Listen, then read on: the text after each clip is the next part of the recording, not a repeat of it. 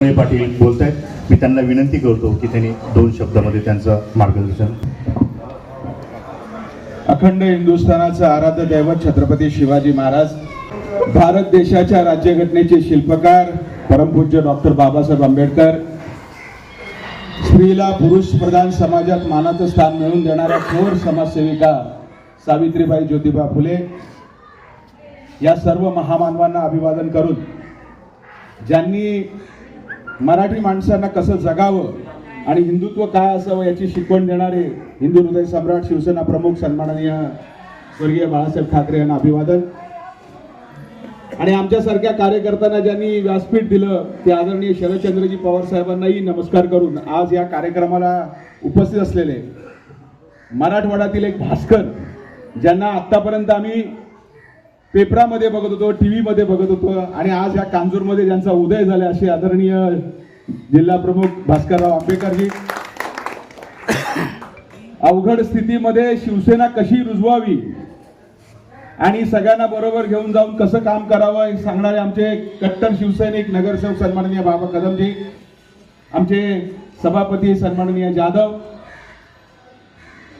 आंबेडकर चळवळीला आयुष्य वाहून घेतलं, कुठलाही स्वार्थ न ठेवता फक्त आंबेडकर चळवळी आणि इतर सगळ्या समाजाला बरोबर घेऊन जाण्याची क्षमता असलेले सन्माननीय साहेबरावजी गवई, संदीपजी सावंत, आदरणीय ॲडव्होकेट साहेब. आणि खरंच जी तळमळ असते भास्करराव, ती तळमळ मला बघितलेली आणि नावामध्ये शांती असलेली अशी तळमळ बघणारा एक कार्यकर्ता म्हणजे आदरणीय शांतीलालजी बोर्डे, उत्तम वक्तृत्व गंगावणे, आमचे विजयजी मस्काणी, हे सगळीच मंडळी, आदरणीय शाखा प्रमुख रवींद्रजी माडिक साहेब. साहेब 1984 साली एक कार्यकर्ता म्हणून, बोलका कार्यकर्ता म्हणून या विभागामध्ये काम करायला लागलो, कारण त्यावेळी इंदिरा गांधींची हत्या झाली आणि आमचा उदय झाला. त्यावेळी आदरणीय बाबा कदम साहेब तारुण्यात होते, जोशपूर्ण होते आणि स्वर्गीय हिंदू हृदय सम्राट शिवसेना प्रमुखांना असेच काय शिवसैनिक लागत होते. आला अंगावर तर घेतला शिंगावर. आणि हा विभाग साहेबराव गवईंना माहित होता की कसा विभाग होता, बरोबर आहे की नाही. तो विभाग काम करणं म्हणजे आपला जीव असा तळहातावर ठेवणार होता. त्या काळात असे शिवसैनिक काम करायला लागले आणि तुमच्याबद्दल कौतुक ऐकताना आम्ही कुठेतरी चांगल्या ट्रॅकवर आहोत हे आता आम्हाला वाटायला लागलेलं.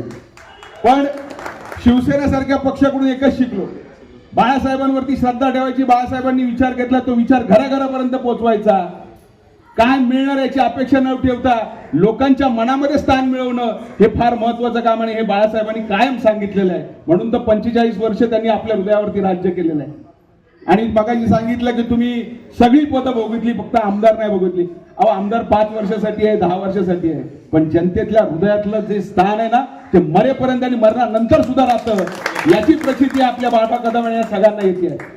आमदार काय, आज बघितलं गेलं निवडणूक एवढी महाग झाली आहे की सर्वसामान्य कार्यकर्ता निवडणुकीला उभं राहिलं तर वाटतं की आम्ही काय घरदार विकायचं का. पण एक समाजाची तळमळ, इथे शांतीलाल बोरुडे सारखा कार्यकर्ता आज फक्त आम्ही त्यांना बघतोय की एखाद्या चांगल्या पदावरती झाला पाहिजे, पण काही अडचणी येत आहेत. पण नक्कीच आहे की आजच्या ह्या राजकारणाच्या युगामध्ये शांतीलाल सारख्या माणसाला आपण न्याय जरूर देणार आहोत आणि तो न्याय दिल्याशिवाय आपण गमी गप्प बसणार नाहीये. हे फक्त भुकाची बात नाहीये, खरंच त्याच्यासारखा कार्यकर्ता या विभागाला लागला हे आमचं भाग्य आहे. आणि अशा या कार्यकर्त्याने आज इथे ठिकाणी बोलवलेलं आहे. पण एवढंच आहे, जाता जाता एवढंच सांगतो पावसकरजी, की जे आपण निर्माण करू शकत नाही ना आपण ते सांभाळायचं. जे आपण निर्माण करू शकत नाही ते सांभाळायचं. निर्माण काय करू शकत नाही, शिवसेनेसारखी संघटना निर्माण करू शकतो का, राष्ट्रवादी सारखा पक्ष निर्माण करतो. पण आम्ही जसं तुम्ही 56 वर्ष सांभाळलं तसं आम्ही 25 वर्ष हा राष्ट्रवादी पक्ष सांभाळला. पण त्याबरोबर आम्हाला हे शिकवलंय की जे जोडता येणार नाही ते तुटून देण्याचा प्रयत्न करायचा. काय जोडू शकत नाही ते, या सर्वसामान्य लोकांचा जर एकदा विश्वास जर गेला तर कितीही लाखो रुपये जरी खर्च केले तरी तो जोडला जाणार नाही. म्हणून या विश्वासाला पाईक होण्यासाठी आणि विश्वासार्हता आणखीन वाढवण्यासाठी आपल्याला काय करता येईल याचं मूर्तिमंत उदाहरण म्हणजे शांतीलाल बोरुडे आहे. कुठलीही अपेक्षा न ठेवता हा काम करणार आहे. मी आपल्याला विनंती करणार आहे, बाबा कदम यांना विनंती करणार आहे की अशा या कार्यकर्त्याला कुठल्या तरी चांगल्या पदावरती तुम्ही बसवावं आणि जसं तुमच्या नावाप्रमाणे जसं तुमचा उदय होणाऱ्याचा सूर्यप्रकाश शांतीलाल बोरुडे परावा एवढंच या ठिकाणी सांगतो. आणि येणाऱ्या 20 तारखेला ज्या माणसांबद्दल आपण इथे बसलोय पावसकरजी, त्या माणसाबद्दल काय सांगायचंय. त्या माणसाने कधी जात बघितली नाही, धर्म बघितला नाही, कुठला माणूस आहे, फक्त माणूस बघितला आणि त्याची अडचण बघितली. गेल्या 10 वर्षामध्ये त्या अडचणीला त्याने पूर्णपणे आपलं समर्पित केलेलं आहे. आणि अशाच माणसांना विचारतं की 10 वर्षात तुम्ही काय केलं, त्या जनतेला 23 तारखाच सांगणार की 10 वर्षात जनतेने काय केलं हे सांगणार आहे. म्हणून मशाल चिन्हासमोरचं बटन दाबायचंय आणि त्याला भरपूर मताने विजयी करायचंय. भास्करराव, तुमचं या कांजूर भांडूप नगरीच्या वतीने स्वागत करतो आणि लक्ष आमच्यावरही ठेवा एवढीच माफक अपेक्षा ठेवून जातो. जय हिंद, जय महाराष्ट्र, जय भीम.